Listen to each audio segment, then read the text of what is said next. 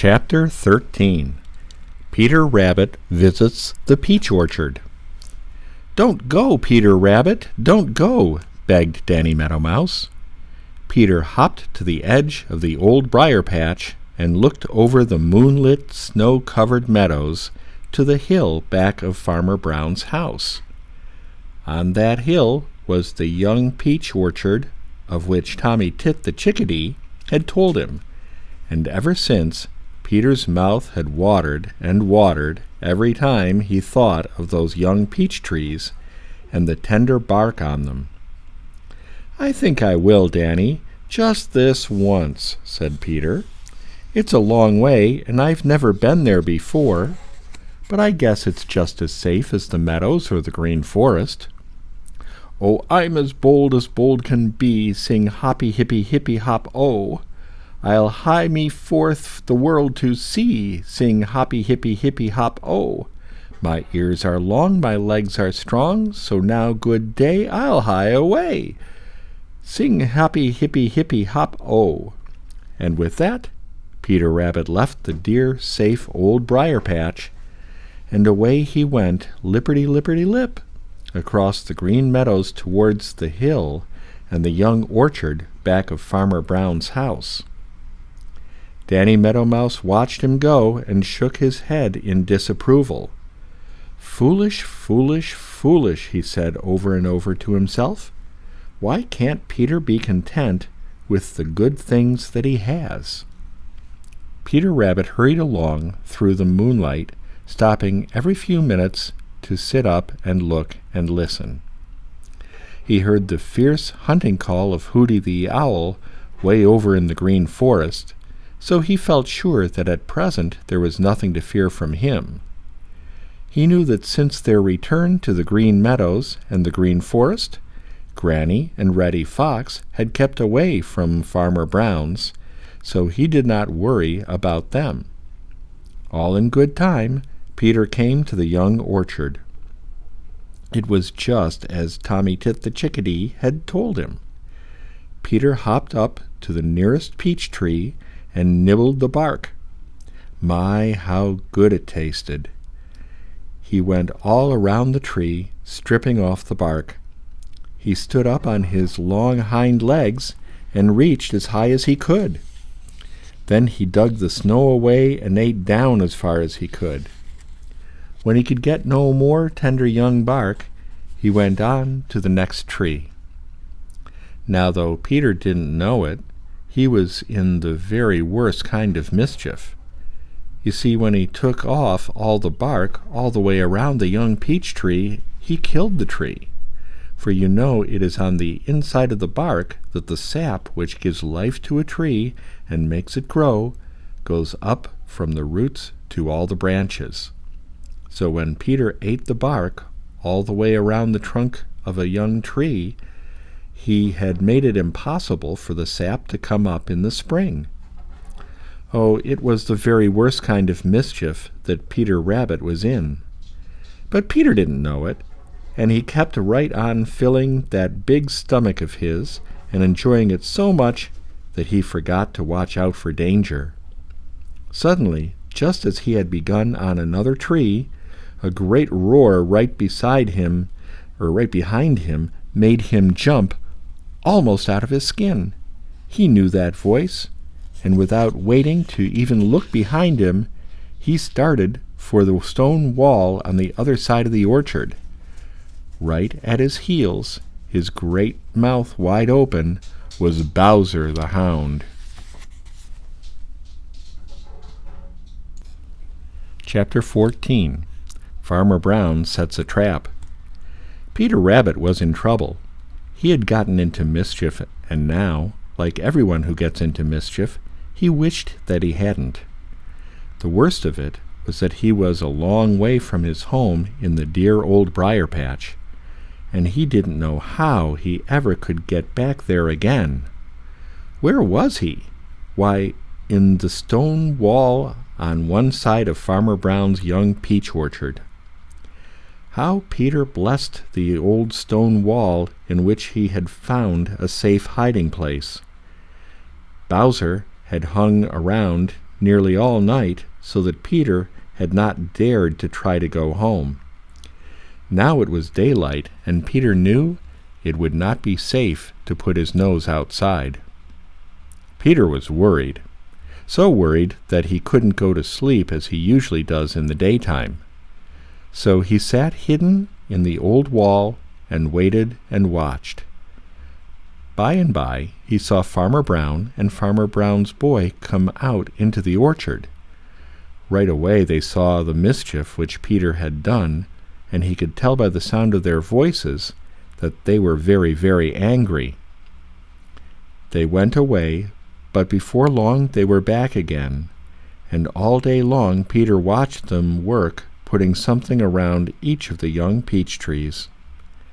Peter grew so curious that he forgot all about his troubles and how far away from home he was. He could hardly wait for night to come so that he might see what they had been doing. Just as jolly round red Mr. Sun started to go to bed behind the purple hills, Farmer Brown and his boy started back to the house. Farmer Brown was smiling now. "I guess that will fix him," he said. "Now what does he mean by that?" thought Peter. "Who will it fix? Can it be me? I don't need any fixing." He waited just as long as he could. When all was still, and the moonlight had begun to make shadows of the trees on the snow, Peter very cautiously crept out of his hiding place. Bowser the Hound was nowhere in sight, and everything was as quiet and peaceful as it had been when he first came into the orchard the night before. Peter had fully made up his mind to go straight home as fast as his long legs would take him, but his dreadful curiosity insisted that he first must find out what Farmer Brown and his boy had been doing to the young peach trees. So Peter hurried over to the nearest tree. All around the trunk of the tree, from the ground clear up higher than Peter could reach, was wrapped wire netting. Peter couldn't get so much as a nibble of the delicious bark. He hadn't intended to take any, for he had meant to go right straight home. But now that he couldn't get any, he wanted some more than ever, just a bite. Peter looked around. Everything was quiet. He would try the next tree, and then he would go home. But the next tree was wrapped with wire. Peter hesitated, looked around, turned to go home, thought of how good that bark had tasted the night before, hesitated again, and then hurried over to the third tree. It was protected just like the others. Then Peter forgot all about going home. He wanted some of that delicious bark, and he ran from one tree to another as fast as he could go. At last, way down at the end of the orchard, Peter found a tree that had no wire around it. "They must have forgotten this one," he thought, and his eyes sparkled. All around on the snow were a lot of little shiny wires, but Peter didn't notice them. All he saw was that delicious bark on the young peach tree. He hopped right into the middle of the wires, and then, just as he reached up to take the first bite of bark, he felt something tugging at one of his hind legs. Chapter 15. Peter Rabbit is caught in a snare. When Peter Rabbit, reaching up to nibble the bark of one of Farmer Brown's young trees, felt something tugging at one of his hind legs, he was so startled that he jumped to get away. Instead of doing this, he fell flat on his face. The thing on his hind leg had tightened and held him fast. A great fear came to Peter Rabbit, and, lying there in the snow, he kicked and struggled with all his might. But the more he kicked, the tighter grew that hateful thing on his leg. Finally he grew too tired to kick any more, and lay still. The dreadful thing that held him hurt his leg, but it didn't pull when he lay still. When he had grown a little calmer, Peter sat up to examine the thing which held him so fast. It was something like one of the blackberry vines he had sometimes tripped over, only it was bright and shiny, and had no branches or tiny prickers, and one end was fastened to a stake. Peter tried to bite off the shiny thing, but even his great, sharp front teeth couldn't cut it. Then Peter knew what it was. It was wire. It was a snare which Farmer Brown had set to catch him, and which he had walked right into because he had been so greedy for the bark of the young peach tree that he had not used his eyes to look out for danger. Oh, how Peter Rabbit did wish that he had not been so curious to know what Farmer Brown had been doing that day, and that he had gone straight home as he had meant to do, instead of trying to get one more meal of young peach bark. Big tears rolled down Peter's cheeks. What should he do? What could he do? For a long time, Peter sat in the moonlight trying to think of something to do. At last he thought of the stake to which that hateful wire was fastened. The stake was of wood, and Peter's teeth could cut wood.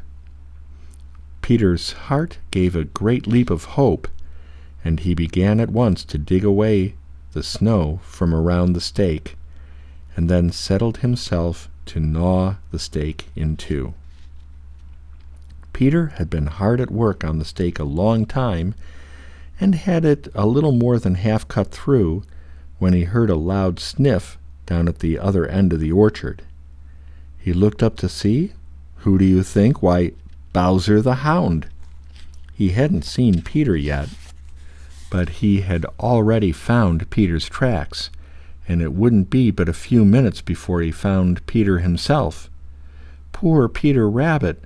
There wasn't time to finish cutting off the stake. What could he do? He made a frightened jump, just as he had when he first felt the wire tugging at his leg. Just as before, he was thrown flat on his face. He scrambled to his feet and jumped again, only to be thrown just as before. Just then Bowser the Hound saw him, and opening his mouth, sent forth a great roar. Peter made one more frantic jump. Snap! The stake had broken. Peter pitched forward on his head, turned a somersault, and scrambled to his feet. He was free at last. That is, he could run, but after him dragged a piece of the stake. How Peter did run! It was hard work, for you know he had to drag that piece of stake after him.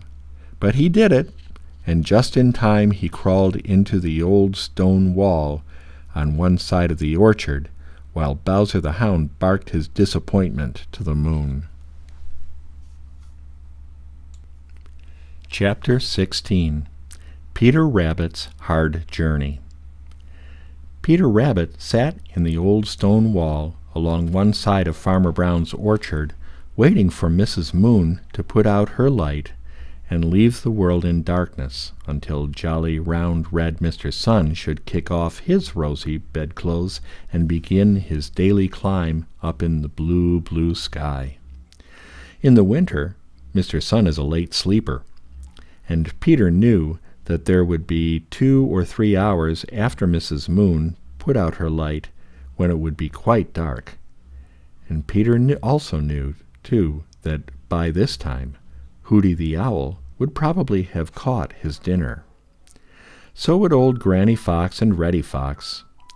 Bowser the Hound would be too sleepy to be on the watch. It would be the very safest time for Peter to try to get to his home in the dear old briar patch. So Peter waited and waited. Twice Bowser the Hound, who had chased him into the old wall, came over and barked at him and tried to get at him, but the old wall kept Peter safe, and Bowser gave it up. And all the time Peter sat waiting, he was in great pain. You see, that shiny wire was drawn so tight that it cut into his flesh and hurt dreadfully. And to the other end of the wire was fastened a piece of wood, part of the stake to which the snare had been made fast, and which Peter had managed to gnaw and break off. It was on account of this that Peter was waiting for Mrs. Moon to put out her light.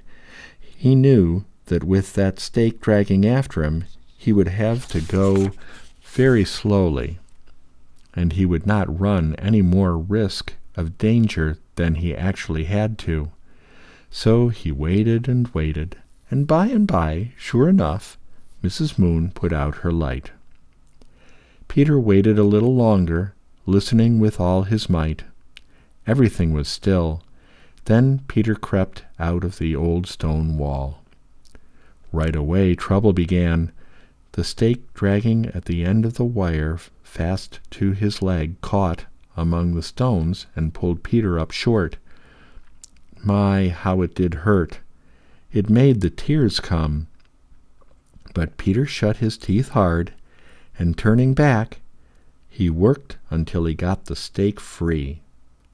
Then he started on once more, dragging the stake after him.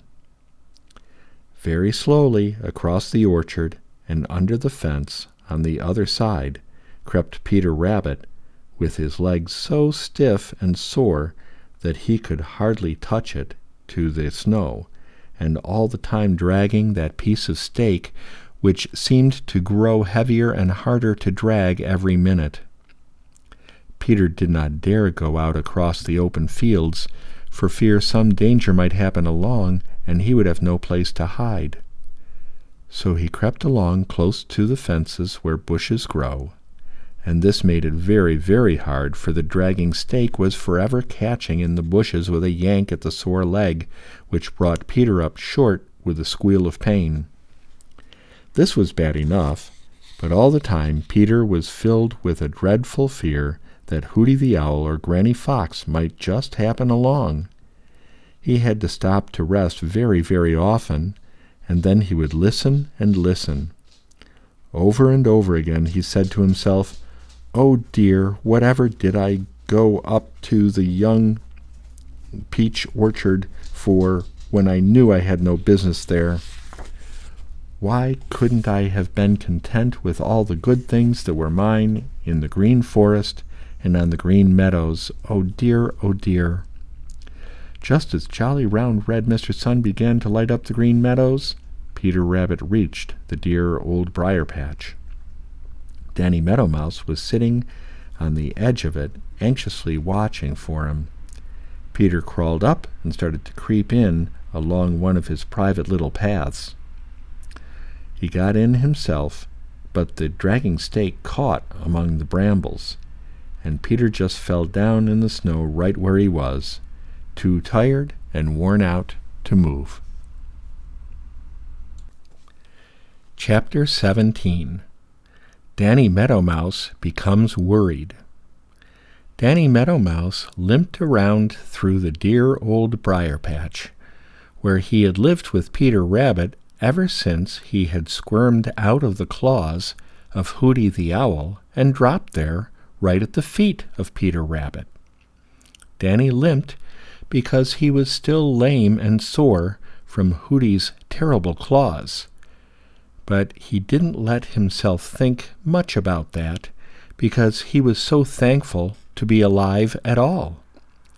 So he limped around in the old briar patch, picking up seed which had fallen on the snow, and sometimes pulling down a few of the red berries which cling all winter to the wild rose bushes. The seeds in these were very nice indeed, and Danny always felt especially good after a meal of them. Danny Meadow Mouse had grown very fond of Peter Rabbit, for Peter had been very, very good to him. Danny felt that he never could repay all of Peter's kindness. It had been very good of Peter to offer to share the old briar patch with Danny, because Danny was so far from his own home that it would not be safe for him to try to get back there. But Peter had done more than that. He had taken care of Danny, such good care, during the first few days after Danny's escape from Hooty the Owl. He had brought good things to eat, while Danny was too weak and sore to get things for himself. Oh, Peter had been very good indeed to him. But now, as Danny limped around, he was not happy. No, sir, he was not happy. The truth is, Danny Meadow Mouse was worried. It was a different kind of worry from any he had known before. You see, for the first time in his life, Danny was worrying about someone else. He was worrying about Peter Rabbit. Peter had been gone from the old briar patch a whole night and a whole day. He was often gone all night, but never all day, too. Danny was sure that something had happened to Peter. He thought of how he had begged Peter not to go up to Farmer Brown's young peach orchard. He had felt in his bones that it was not safe, that something dreadful would happen to Peter. How Peter had laughed at him and bravely started off. Why hadn't he come home? As he limped around, Danny talked to himself. Why cannot people be content with all the good things that are sent, and mind their own affairs at home, instead of going forth to roam? It was now the second night since Peter Rabbit had gone away. Danny Meadow Mouse couldn't sleep at all. Round and round through the old briar patch he limped, and finally sat down at the edge of it to wait and watch. At last, just as jolly round red Mr. Sun sent his first long rays of light across the green meadows, Danny saw something crawling towards the old briar patch. He rubbed his eyes and looked again. No, it couldn't be. Yes, it was Peter Rabbit. But what was the matter with him? Always before, Peter had come home lipperty-lipperty-lipperty-lip, but now he was crawling, actually crawling. Danny Meadow Mouse didn't know what to make of it. Nearer and nearer came Peter. Something was following him. No, Peter was dragging something after him. At last, Peter started to crawl along one of his little private paths into the old briar patch. The thing dragging behind caught in the brambles, and Peter fell headlong into the snow, too tired and worn out to move. Then Danny saw what the trouble was. A wire was fast to one of Peter's long hind legs, and to the other end of the wire was fastened part of a stake. Peter had been caught in a snare. Danny hurried over to Peter, and tears stood in his eyes. Poor Peter Rabbit. "Oh, I'm so sorry, Peter," he whispered. Chapter 18. Danny Meadow Mouse returns a kindness. There Peter Rabbit lay. He had dragged that piece of stake a long way, a very long way indeed. But now he could drag it no farther, for it had caught in the bramble bushes. So Peter just dropped on the snow and cried. Yes, sir, he cried. You see, he was so tired and worn out and frightened, and his leg was so stiff and sore and hurt him so. And then it was so dreadful to actually get home and be stopped right on your very own doorstep. So Peter just lay there and cried. Just supposing old Granny Fox should come poking around and find Peter caught that way. All she would have to do would be to get hold of that hateful stake caught in the bramble bushes and pull Peter out where she could get him. Do you wonder that Peter cried? By and by he became aware that someone was wiping away his tears. It was Danny Meadow Mouse. And Danny was singing in a funny little voice. Pretty soon Peter stopped crying and listened, and this is what he heard. "Isn't any use to cry, not a bit, not a bit. Wipe your eyes and wipe 'em dry, use your wit, use your wit. Just remember that tomorrow never brings a single sorrow. Yesterday has gone forever, and tomorrow gets here never. Chase your worries all away. Nothing's worse than just today." Peter smiled in spite of himself. That's right, that's right. Smile away, Peter Rabbit, smile away.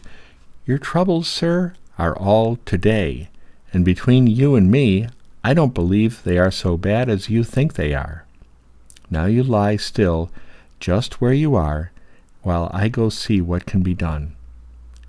With that, off whisked Danny Meadow Mouse, as spry as you please, in spite of his lame leg, and in a few minutes Peter knew by little twitches on the wire of his leg that Danny was doing something at the other end. He was. Danny Meadow Mouse had set out to gnaw that piece of steak all to splinters. So there he sat and gnawed and gnawed and gnawed. Jolly round red Mr. Sun climbed higher and higher in the sky, and Danny Meadow Mouse grew hungry, but he kept right on gnawing at that bothersome steak. By and by, happening to look across the snow-covered green meadows, he saw something that made his heart jump. It was Farmer Brown's boy coming straight over towards the dear old briar patch.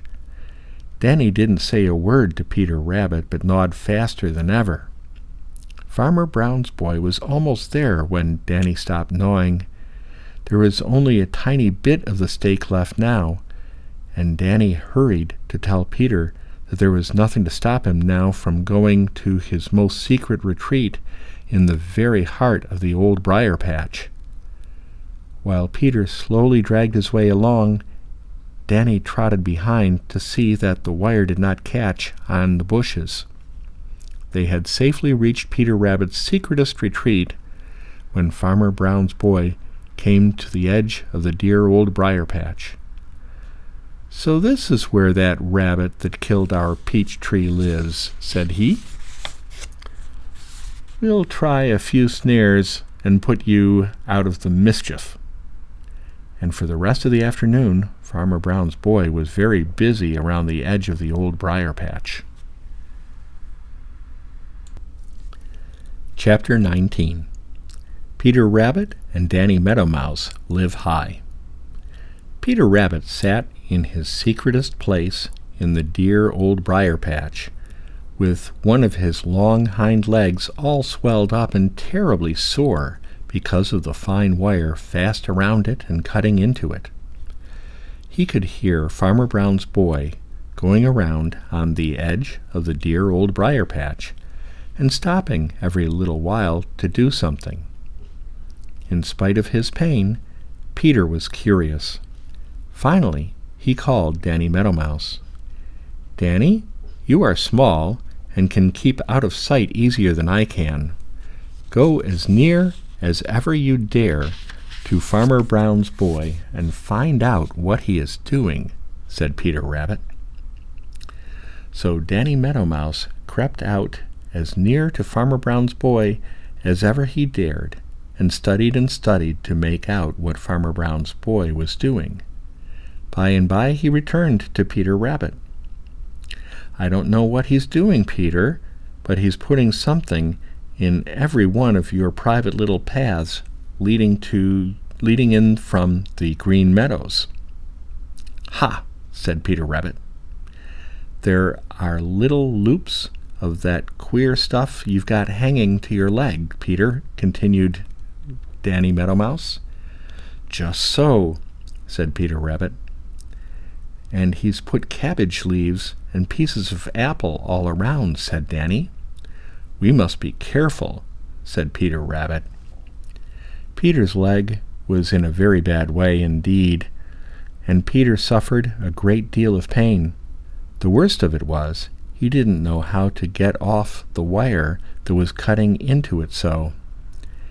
He had tried to cut the wire with his big teeth, but he couldn't do it.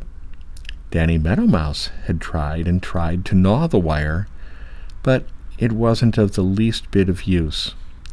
But Danny wasn't easily discouraged, and he kept working and working at it. Once he thought he felt it slip a little. He said nothing, but he kept right on working. Pretty soon he was sure that it slipped. He went right on working harder than ever. By and by, he had it so loose that he slipped it right off of Peter's leg, and Peter didn't know anything about it. You see, that cruel wire snare had been so tight that Peter didn't have any feeling except of pain left in his leg. And so when Danny Meadow Mouse pulled the cruel wire snare off, Peter didn't know it until Danny held it up in front of him.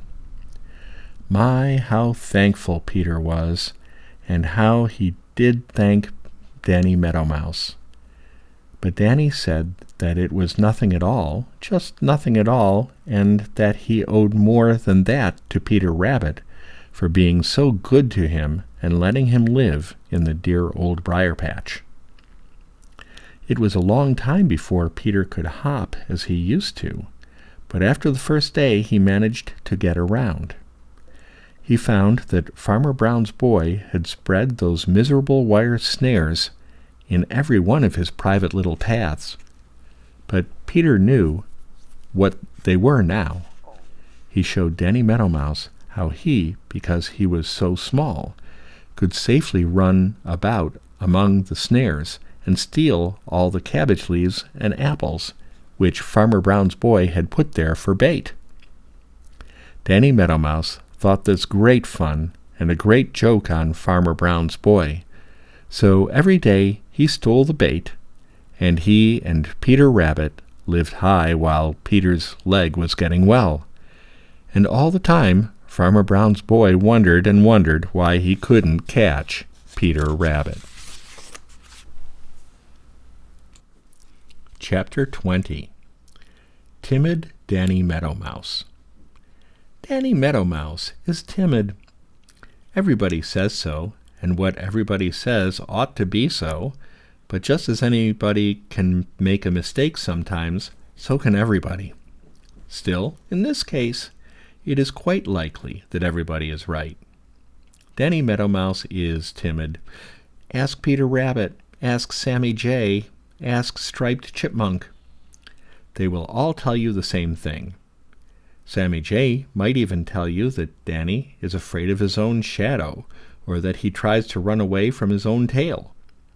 Of course, this isn't true. Sammy Jay likes to say mean things. It isn't fair to Danny Meadow Mouse to believe what Sammy Jay says. But the fact is, Danny certainly is timid. More than this, he isn't ashamed of it, not the least little bit. You see, it's this way, said Danny, as he sat on his doorstep one sunny morning talking to his friend, old Mr. Toad.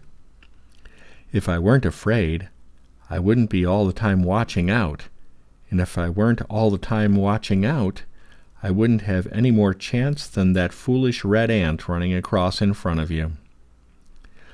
Old Mr. Toad looked where Danny was pointing, and his tongue darted out and back again so quickly that Danny wasn't sure that he saw it at all, but when he looked for the ant, it was nowhere to be seen, and there was a satisfied twinkle in Mr. Toad's eyes. There was an answering twinkle in Danny's own eyes as he continued. No, sir, said he, I wouldn't stand a particle more chance than that foolish ant did.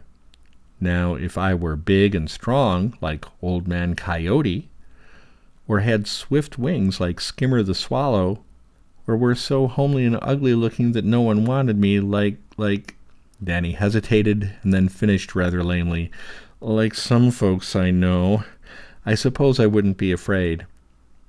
Old Mr. Toad looked up sharply when Danny mentioned homely and ugly looking people, but Danny was gazing far out across the Green Meadows and looked so innocent that Mr. Toad concluded that he couldn't have had him in mind.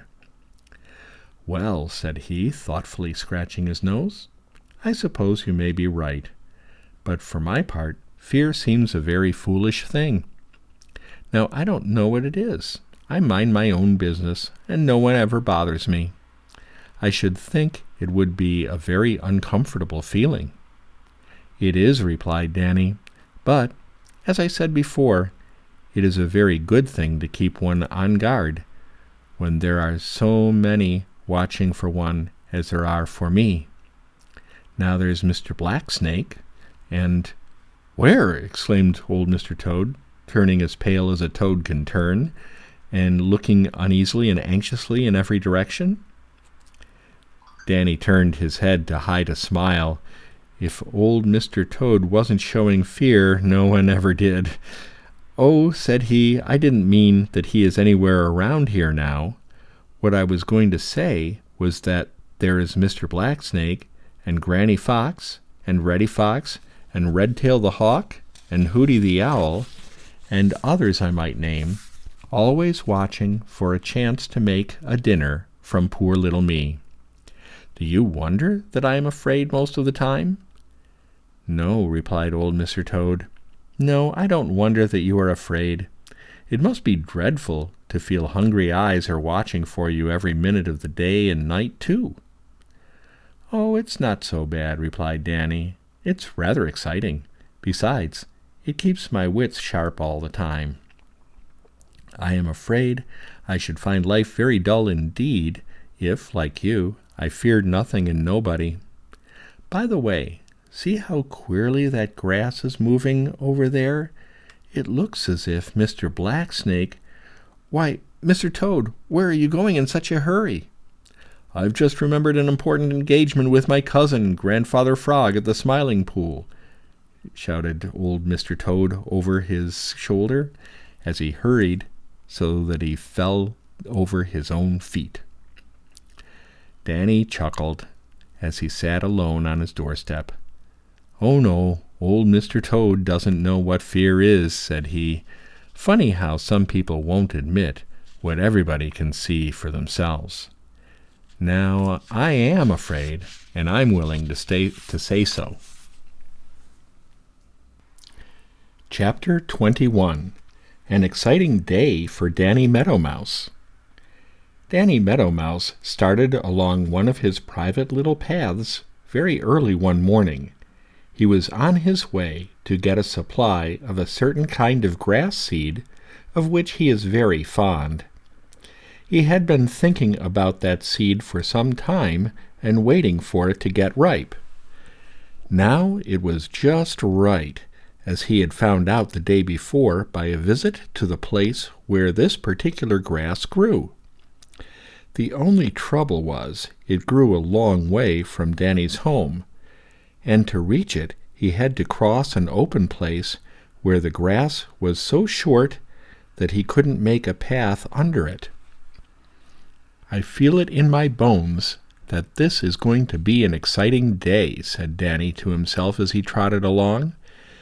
"I suppose that if I were really wise, I would stay nearer to home and do without that nice seed. But nothing is really worth having unless it is worth working for, and that seed will taste all the better if I have hard work getting it."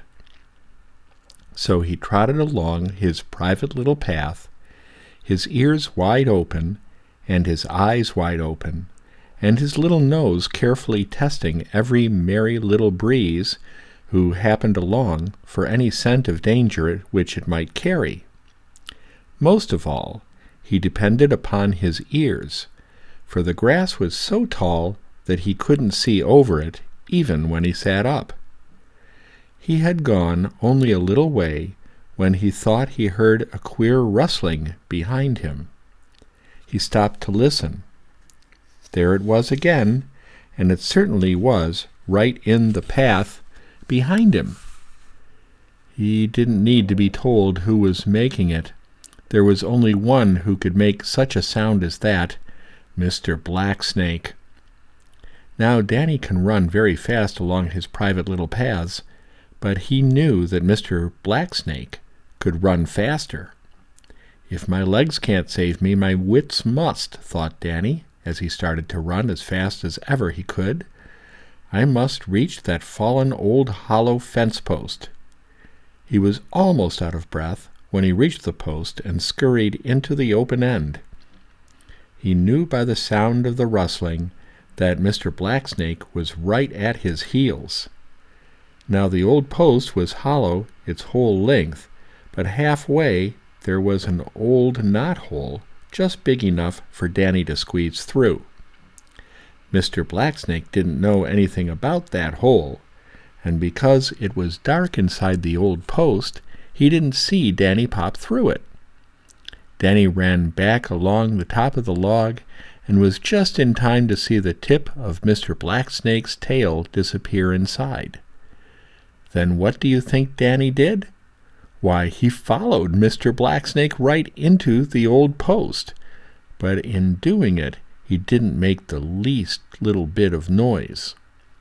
Mr. Blacksnake kept right on through the old post and out the other end, for he was sure that that was the way Danny had gone. He kept right on along the little path. Now Danny knew that he wouldn't go very far before he found out that he had been fooled, and of course he would come back. So Danny waited only long enough to get his breath, and then ran back along the path to where another little path branched off. For just a minute he paused. "If Mr. Blacksnake follows me, he will be sure to think that of course I have taken this other little path," thought Danny, "so I won't do it." Then he ran harder than ever until he came to a place where two little paths branched off, one to the right and one to the left. He took the latter and scampered on, sure that by this time Mr. Blacksnake would be so badly fooled that he would give up the chase. And Danny was right. "Brains are far better than speed, as wise men long ago agreed," said Danny, as he trotted on his way for the grass seed he liked so well. "I felt it in my bones that this would be an exciting day. I wonder what next." Chapter 22. What happened next to Danny Meadow Mouse? Danny is so used to narrow escapes that he doesn't waste any time thinking about them. He didn't this time. He who tries to look two ways at once is pretty sure to see nothing, says Danny. And he knew that if he thought too much about the things that had already happened, he couldn't keep a sharp watch for the things that might happen. Nothing more happened as he hurried along his private little path to the edge of a great patch of grass so short that he couldn't hide under it. He had got to cross this, and all the way he would be in plain sight of anyone who happened to be near. Very cautiously he peeped out and looked this way and looked that way, not forgetting to look up in the sky. He could see no one anywhere. Drawing a long breath, Danny started across the open place as fast as his short legs could take him.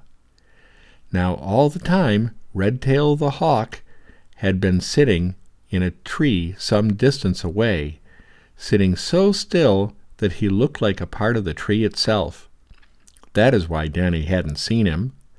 But Redtail saw Danny the instant he started across the open place, for Redtail's eyes are very keen, and he can see a great distance.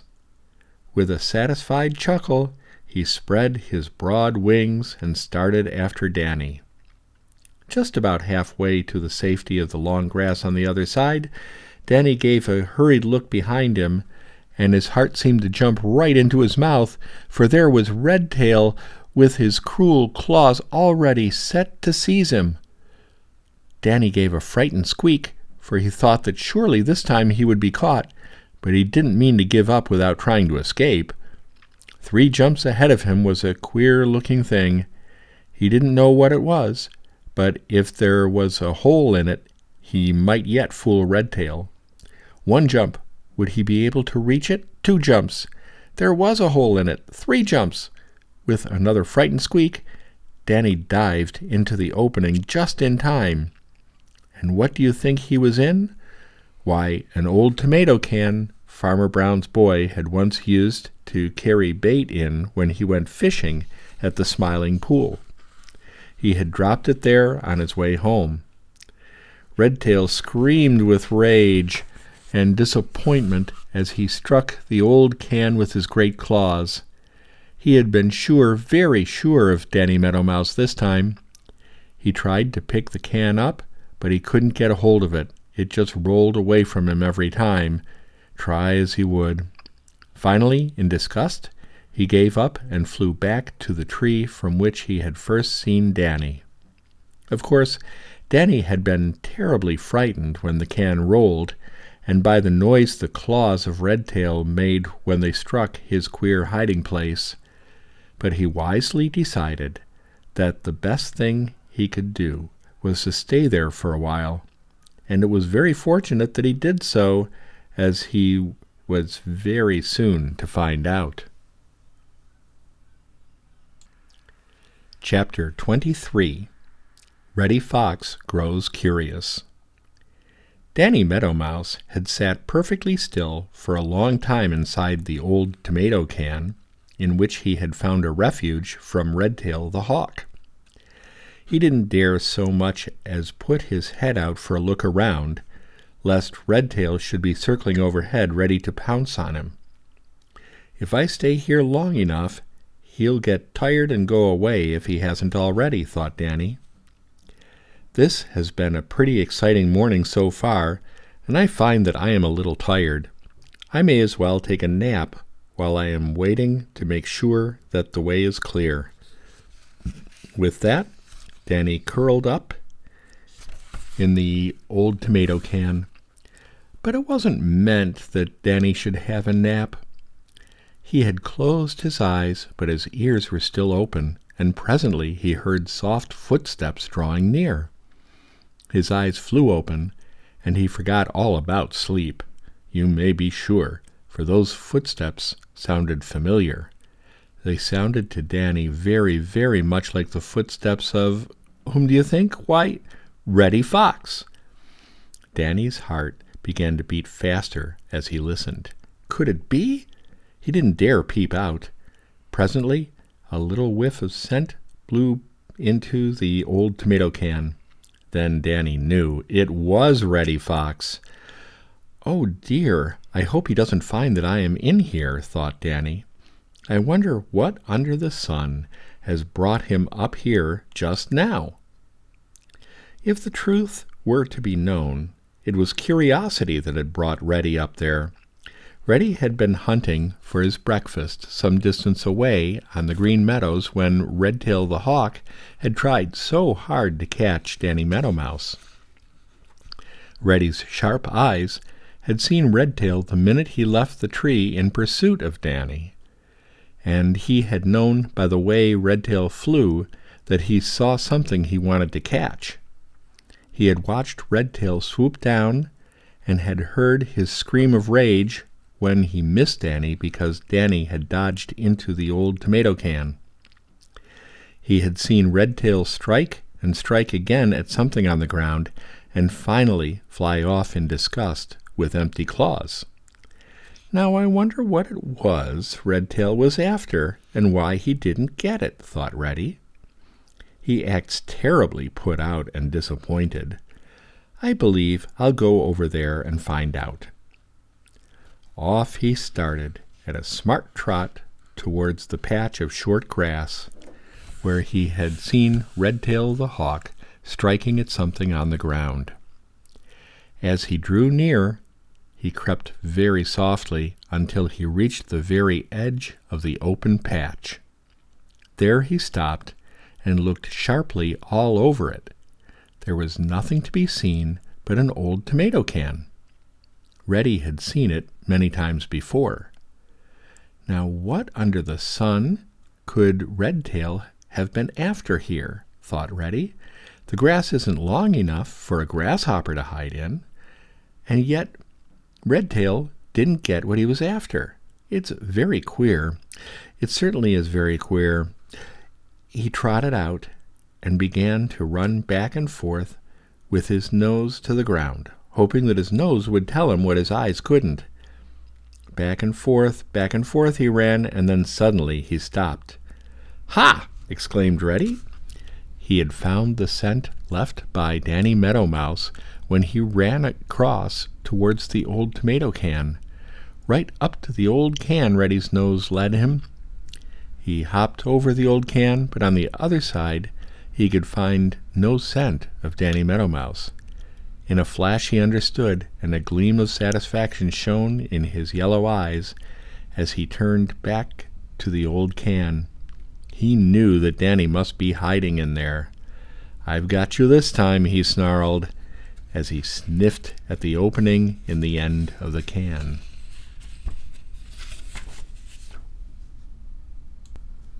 Chapter 24. Reddy Fox Loses His Temper. Reddy Fox had caught Danny Meadow Mouse, and yet he hadn't caught him. He had found Danny hiding in the old tomato can, and it didn't enter Reddy's head that he couldn't get Danny out when he wanted to. He was in no hurry. He had had a pretty good breakfast of grasshoppers, and so he thought he would torment Danny a while before gobbling him up. He lay down so that he could peep in at the open end of the old can and see Danny trying to make himself as small as possible at the other end. Reddy grinned until he showed all his long teeth. Reddy always is a bully, especially when his victim is a great deal smaller and weaker than himself. "I've got you this time, Mr. Smarty, haven't I?" taunted Reddy. Danny didn't say anything. "You think you've been very clever because you have fooled me 2 or 3 times, don't you? Well, this time I've got you where your tricks won't work," continued Reddy. "So what are you going to do about it?" Danny didn't answer. The fact is, he was too frightened to answer. Besides, he didn't know what he could do. So he just kept still, but his bright eyes never once left Reddy's cruel face. For all his fright, Danny was doing some hard thinking. He had been in tight places before and had learned never to give up hope. Something might happen to frighten Reddy away. Anyway, Reddy had got to get him out of that old can before he would admit that he was really caught. For a long time Reddy lay there licking his chops and saying all the things he could think of to frighten poor Danny Meadow Mouse. At last he grew tired of this and made up his mind that it was time to end it, and Danny Meadow Mouse at the same time. He thrust his sharp nose in at the opening in the end of the old can, but the opening was too small for him to get more than his nose in, and he only scratched it on the sharp edges without so much as touching Danny. "I'll pull you out," said Reddy, and thrust in one black paw. Danny promptly bit it so hard that Reddy yelped with pain and pulled it out in a hurry. Presently he tried again with the other paw. Danny bit this one harder still, and Reddy danced with pain and anger. Then he lost his temper completely. A very foolish thing to do, as it always is. He hit the old can, and away it rolled with Danny Meadow Mouse inside. This seemed to make Reddy angrier than ever. He sprang after it and hit it again. Then he batted it first this way and then that way, growing angrier and angrier. And all the time Danny Meadow Mouse managed to keep inside, although he got a terrible shaking up. Back and forth across the patch of short grass, Reddy knocked the old can, and he was in such a rage that he didn't notice where he was knocking it to. Finally, he sent it spinning into the long grass on the far side of the open patch, close to one of Danny's private little paths. Like a flash, Danny was out and scurrying along the little path. He dodged into another and presently into a third, which brought him to a tangle of barbed wire left there by Farmer Brown when he had built a new fence. Under this he was safe. "Phew!" exclaimed Danny, breathing very hard. That was the narrowest escape yet. but I guess I'll get that special grass seed I started out for after all." And he did, while to this day Reddy Fox wonders how Danny got out of the old tomato can without him knowing it. And so you see what temper does for those who give it rein. It cheats them of the very thing they seek so hard to gain. Danny has had many more adventures, but there isn't room to tell about them here. Besides, Grandfather Frog is anxious that you should hear about the queer things that have happened to him. They are told in the next book.